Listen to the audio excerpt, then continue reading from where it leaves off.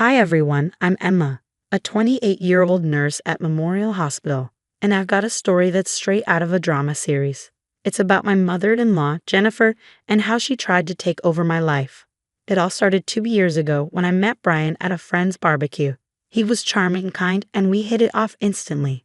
After a whirlwind romance, we tied the knot in a beautiful ceremony. That's when I first noticed something odd about Jennifer. At the time, I chalked it up to wedding stress. "You're part of our close-knit family now," she said at our first dinner after the honeymoon.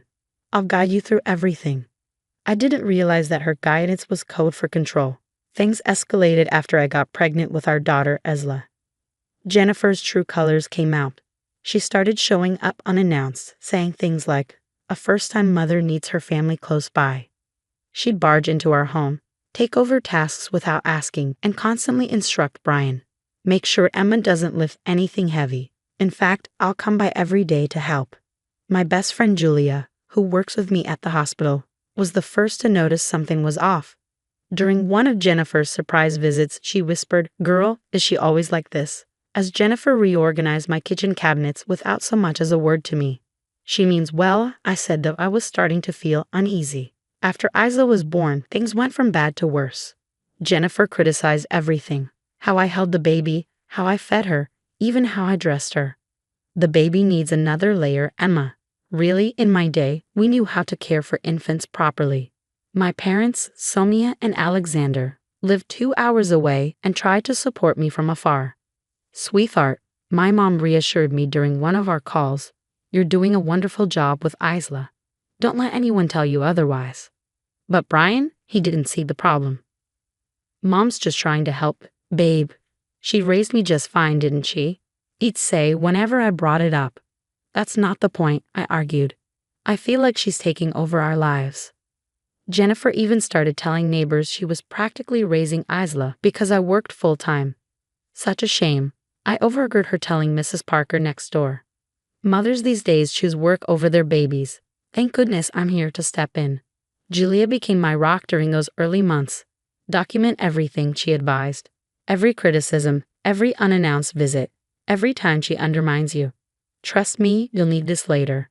At the time, I didn't understand why she was so insistent, but I followed her advice.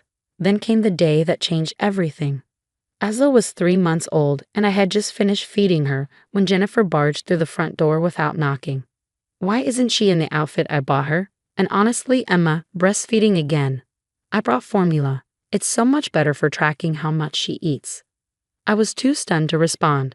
This became a pattern. She showed up daily, sometimes multiple times, and even inserted herself into Isla's first pediatrician appointment. While Dr. Thompson and I reviewed Isla's growth chart, Jennifer burst into the exam room. "I simply had to be here," she announced. "A grandmother has every right to know about her grandbaby's health. Now, doctor, I've noticed some concerning things about how she's being fed." "Ma'am," Dr. Thompson interrupted, "I'll need you to wait outside. This is a private appointment." That night, Brian and I had our biggest fight yet. "Your mother completely undermined me at the doctor's office," I said. "She's just concerned about Isla. Why are you always so defensive?" He shot back. "Defensive? Brian, she's telling everyone I'm an unfit mother." Mrs. Parker asked me if I leave Isla crying for hours while I chat on the phone. Things took an even darker turn when Julia came over one afternoon. While Jennifer was watching Isla, we noticed my bedroom drawers slightly open and my diary sitting out on the shelf, crinkled, as though it had been read. "She's going through my personal things," I whispered, horrified. Jennifer's interference didn't stop there. Parenting books I purchased disappeared, replaced by outdated ones she brought over. And then I discovered a spare key on Brian's carrying. "Oh, Mom asked for a spare key for emergencies," Brian explained casually. "It makes sense, right?" "You gave her a key to our house without asking me?" I demanded. "Don't start, Emma. She's family." Julia sat with me one evening, going over the log I've been keeping. "Look at this pattern," she said. "The unannounced visits, the rumors, the snooping. She's trying to control your entire life." It all clicked when I found messages on Brian's phone. Jennifer had been texting him, painting me as unstable. "Your wife seems overwhelmed, honey. Maybe she needs professional help."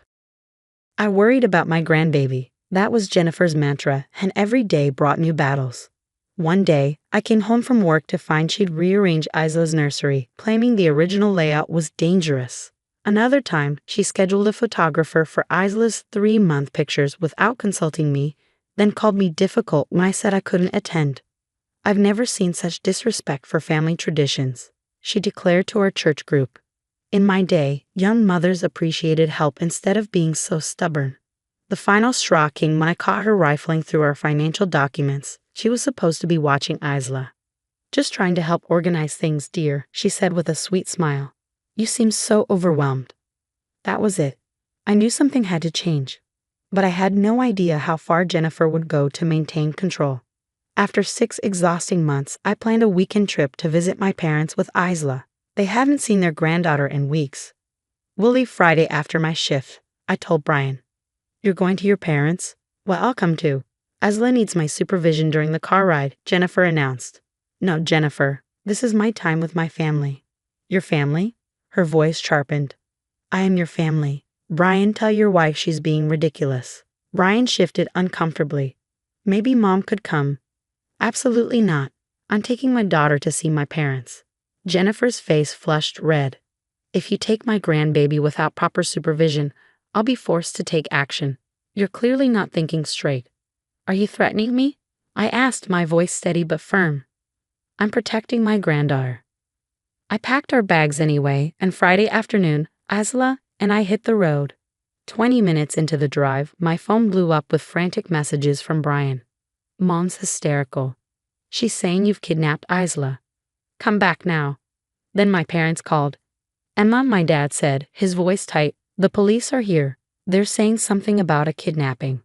When I arrived at my parents' house, I walked into the living room to find 2 officers standing awkwardly.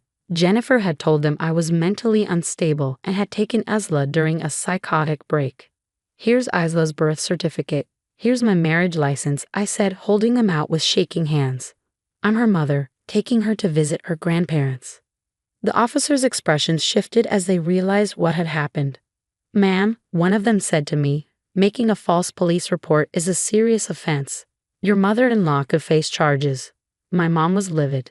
"That woman called the police on my daughter for visiting us. Alexander, call our lawyer." Minutes later, Brian stormed in, having driven 2 hours after Jennifer's meltdown. "Where's Isla? Is she okay?" he asked breathlessly. "She's fine," I said, glaring at him. "Sir," one officer interrupted, "your mother lied to the police. She could be charged with filing a false report." Brian's face crumpled as reality set in. During the chaos, Julia called. "Emma, you need to know something," she said urgently. "Remember Linda? Brian's ex?" Jennifer did the same thing to her, called her workplace with false accusations, spread rumors, even called the police once, claiming Linda stole from her. "I found her on Facebook. She's willing to make a statement." Brian overheard everything on speakerphone. His face went pale. "There's more," Julia continued. 3 other women in your church group reached out to me. Jennifer's been doing this for years, controlling, manipulating, destroying relationships. They're all willing to come forward." The police left with a warning for Jennifer, and Brian collapsed onto my parents' couch, his head in his hands. "I had no idea," he whispered. "All these years, Mom's been." "Now you know why I had to get away," I said. My phone buzzed again and again with Jennifer's desperate messages. She was telling everyone I'd had a breakdown and kidnapped Isla. But this time, her lies would cost her everything. "No more playing nice," Brian said, looking up at me. "That woman needs to face consequences." He was right. Looking at my sleeping daughter, I knew I had to act. With Julia's help, I compiled everything: text messages, witness statements, photos, and a detailed log of incidents. My parents hired a top-notch attorney who specialized in family law. "We got more than enough for a restraining order," the attorney confirmed. "Jennifer's pattern of harassment is clear." At the courthouse, Jennifer's facade cracked. "You're really doing this to your own mother?" she shrieked at Brian in the hallway. "After everything I've sacrificed for you?" "No, Mom," Brian said firmly. "You did this. I've seen the evidence, the lies, the manipulation, what you did to Linda and everyone else.